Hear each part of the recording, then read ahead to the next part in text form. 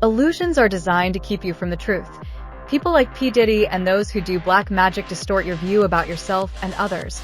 Every time you are attacked, the point is to veil you again in illusions that cause you to believe things about yourself that aren't in divine enlightenment. The deceivers and illusion masters want you in continued states of self-deception where you diminish self, elevate those who diminish you, and alienate those who are here to help you shatter their illusions. Their goal is to keep you in self-betrayal and self-abandonment. Attack will expose them and their motives. The clearer your fields are, the easier it is to discern what is seeking to invade your energy and disturb your equilibrium, and even the purpose of the attack. In this way, you can utilize every attack to help you activate your power faster. At a certain point on this journey, the attacks become an opportunity to timeline jump and secure upgrades.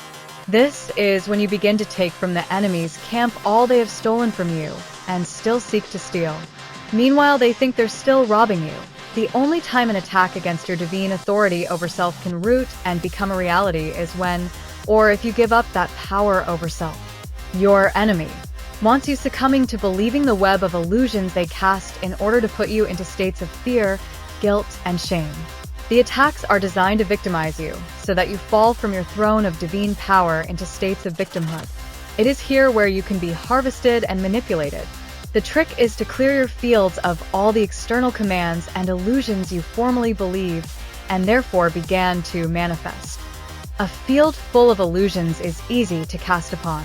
A field aligned with truth becomes harder to penetrate. And the truth is that any and every thought or feeling that doesn't align with the truth of who you are divinely is an illusion, and a lie that has been cast to keep you victimized and spellbound. The spiritual community can have you stuck cycling through these illusions and getting nowhere if you don't discipline yourself to see all the ways you are complicit to the plan of your enemy. This is because they designed this to show people the details of what is going on with those who are their attackers, as opposed to challenging people to find the food in their own fields that their enemies keep coming back to feast upon.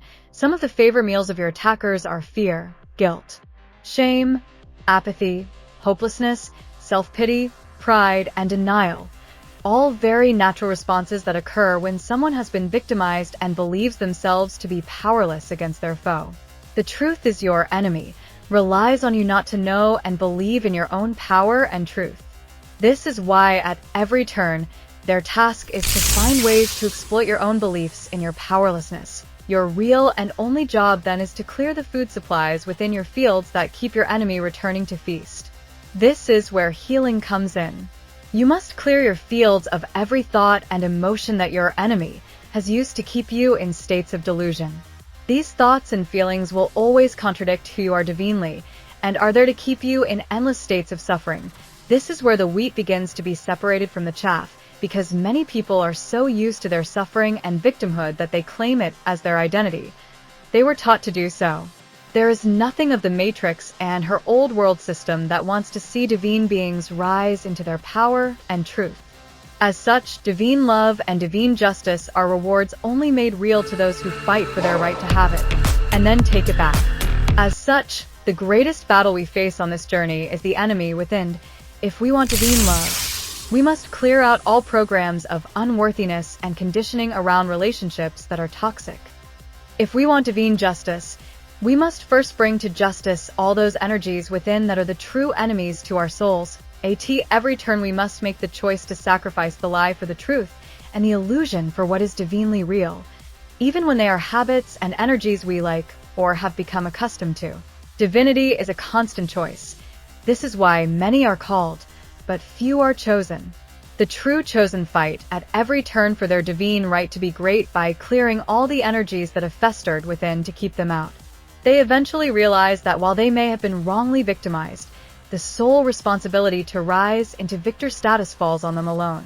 And this, once again, is why the greatest of enemies we must defeat on this battlefield are all the false versions of self that have upheld the very lies and illusions which bind us.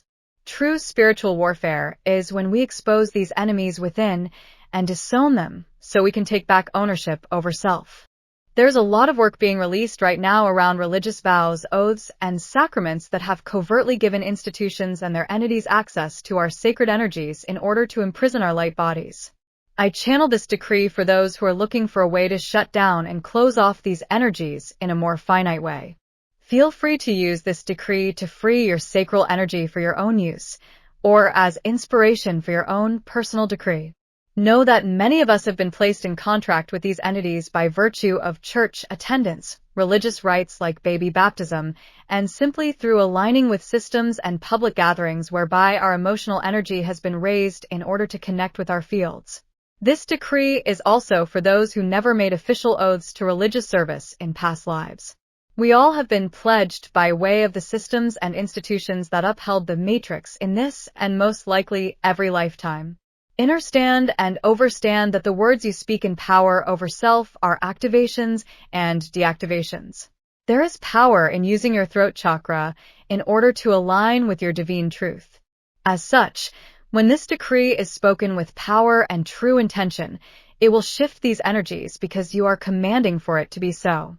There is power in the words because of intent, but the true magic activating this power is in you. Please make sure to hydrate and ground after speaking this. Grounding in water will be especially powerful if possible. You can achieve this by way of a salt bath. Speak this decree every day until you feel a marked shift.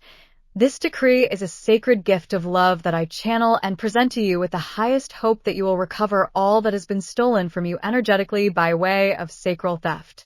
Utilize its power, which is activated by your voice and power, to build your divine legacy on the earth as it has been written in the heavenlies. The decree.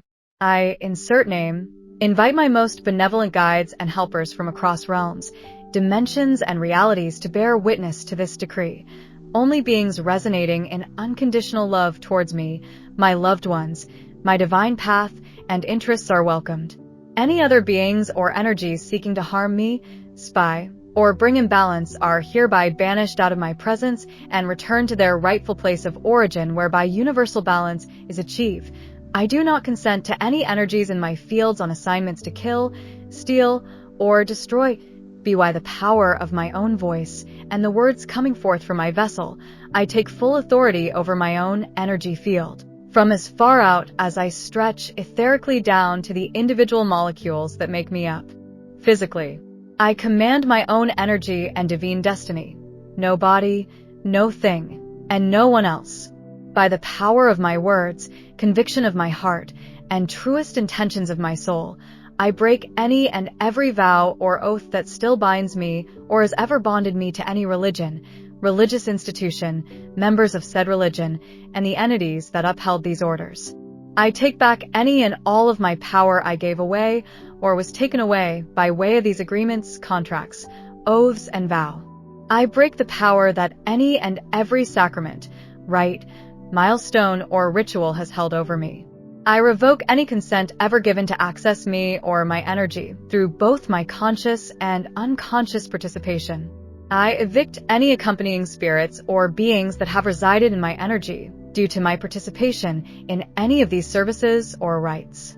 My sacred energy and sacral center belongs to me and me alone. I am the sole proprietor of my sacral energy and divine life force, and I call it back from every sacrament, sacrifice, ritual, religious community, religious building, religious land, religious leader, communal space, public gathering, spiritual institution, and all the entities feeding off of me and supporting the growth and expansion of those listed. I call my sacred energy back to me from the farthest corners of existence and non-existence, across timelines and reincarnations.